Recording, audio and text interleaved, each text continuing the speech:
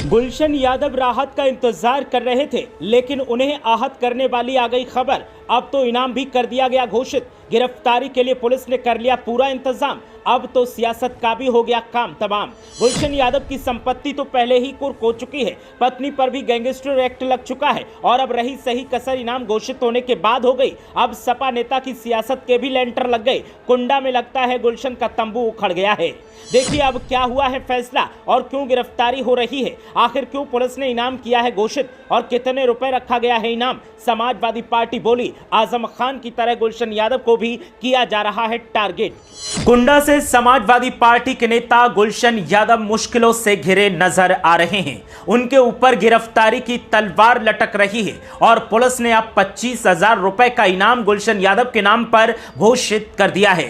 गुलशन यादव और समाजवादी पार्टी लंबे अरसे से ये इंतजार कर रहे थे कि गुलशन यादव को अब राहत की खबर मिलेगी, लेकिन गुलशन यादव को राहत की खबर तो नहीं मिली, बल्कि पुलिस ने उनकी गिरफ्तारी के लिए दांव पेच लगाने शुरू कर दिए हैं और तैयारी तेज कर दी है कि जैसे ही मौका मिले गुलशन यादव को गिरफ्तार कर लिया जाए। उनके नाम पर 25,000 रुपए का इनाम भी अब घोषित कर दिया गया है और जैसे ही यह खबर समाजवादी पार्टी के नेताओं को मिली तो एक बार फिर आरोप प्रत्यारोप का दौर शुरू हो गया। समाजवादी पार्टी के नेताओं और समाजवादी पार्टी आला कमान का साफ तौर पर कहना है कि गुलशन यादव को ठीक आजम खान की तरह टारगेट किया जा रहा है। जैसे रामपुर में आजम खान की सियासत से डरकर विरोधियों ने उनके खिलाफ साजिशें रची और उनकी सियासत को एकदम नेपथ्य में पहुंचा दिया, ठीक उसी तरीके से कुंडा में भी गुलशन यादव लगातार उभर रहे थे। उनकी लोकप्रियता बढ़ रही थी और इससे एक खास नेता को परेशानी दिखाई दे रही थी। इसीलिए उस नेता ने साजिशों का ऐसा ताना बाना बुना कि अब गुलशन यादव कानूनी दांवपेच में फंसे नजर आ रहे हैं। पहले तो गुलशन यादव के खिलाफ तमाम मुकदमे लगाए गए, उनकी संपत्ति को कुर्क किया गया और उसके बाद उनकी पत्नी को भी निशाने पर लिया गया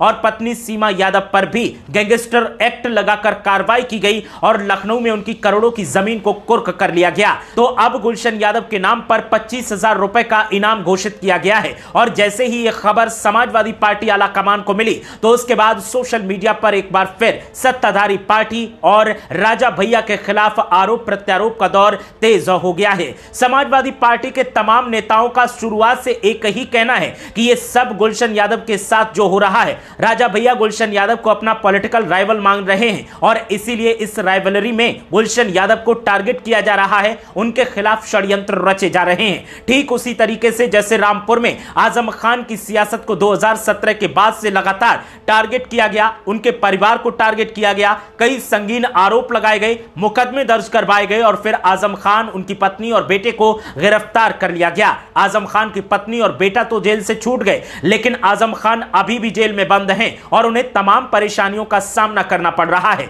समाजवादी पार्टी के नेताओं का कहना है कि गुलशन यादव को समाजवादी पार्टी के नेता के तौर पर पहचान मिली है, इसीलिए उन्हें दूसरा आजम खान बनाने की तैयारी की जा रही है और उन्हें लगातार टारगेट किया जा रहा है और यह सब षड्यंत्र के तहत किया जा रहा है। समाजवादी पार्टी का आरोप है कि गुलशन यादव को ठीक उसी तरीके से विरोधी टारगेट कर रहे हैं जैसे आजम खान को टारगेट किया गया था। आजम खान पर मुर्गी चोरी, बकरी चोरी और तमाम ऐसे छोटे मोटे आरोप लगाकर केस दर्ज करवाए गए थे और उन केसों के सुनवाई के दौरान कोर्ट ने उन्हें सजा सुना दी और फिर उन्हें गिरफ्तार कर लिया गया था। आजम खान की ही तरह गुलशन यादव पर भी तमाम ऐसे आरोप लगाए हैं जिनका कोई आधार नहीं है और उन्हीं आरोपों के आधार पर केस दर्ज करवाए गए और उन्हीं केसेस की सुनवाई में गुलशन यादव को सजा भी सुनाई गई है। पुलिस प्रशासन जो है वो सरकार के इशारे पर काम कर रहा है और सरकार किसी एक नेता के इशारे पर काम कर रही है। समाजवादी पार्टी का कहना है कि गुलशन यादव ने कुछ भी ऐसा नहीं किया जिससे कि गुलशन यादव पर एक्शन लिया जाए, लेकिन एक नेता की सियासत को बचाने के लिए उसकी साजिशों के इशारे पर सरकार काम कर रही है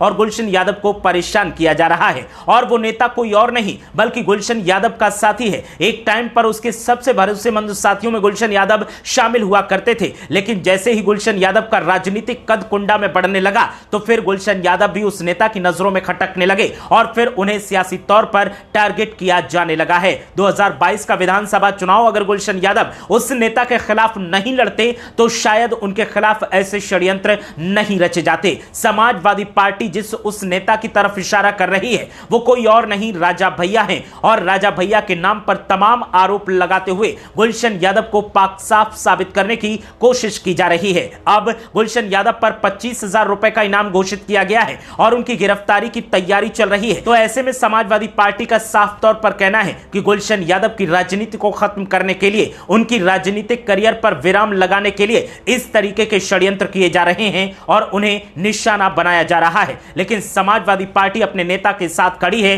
वो गुलशन यादव को कभी अकेला नहीं छोड़ेगी और इंसाफ की इस जंग में कंधे से कंधा मिलाकर गुलशन यादव के परिवार के साथ पूरी की पूरी समाजवादी पार्टी खड़ी है। देखना यह है कि गुलशन यादव के ऊपर जो इनाम घोषित किया गया है, इसके बाद क्या उनकी गिरफ्तारी होती है या फिर समाजवादी पार्टी इस गिरफ्तारी को रोकने में सफल हो जाएगी।